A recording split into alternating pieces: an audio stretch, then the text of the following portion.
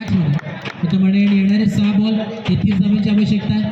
प्रत्येक बॉल जरी चौकार लागवला तरी सामना मात्र जिंकू शकत नाही आहे संघ.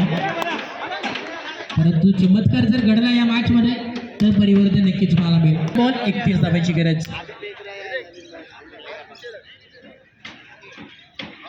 स्लोवर गतीचा बॉल बॉलिंग काम पूर्णपणे एका बाजूला ही मात्र मॅच झुकताना पाहायला मिळतं.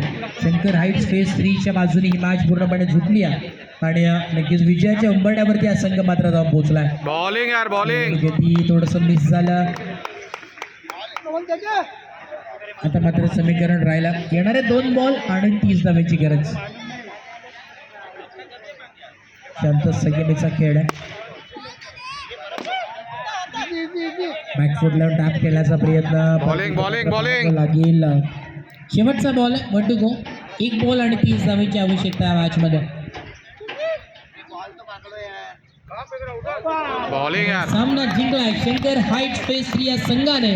जिंकलेल्या टीमचे हार्दिक अभिनंदन आणि हरलेल्या टीमचे कौतुक. या मॅचचा मॅन ऑफ द मॅच ठरलाय नो डाऊट. यांनी फलंदाजी करत असताना 31 धावा कुठल्या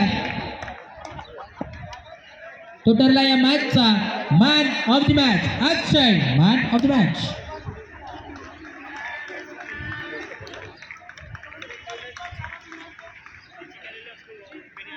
सर येस अक्षय आपण यायचंय प्रेझेंटेशन बॉक्स मध्ये मॅन ऑफ द मॅचचा किताब घेण्यासाठी.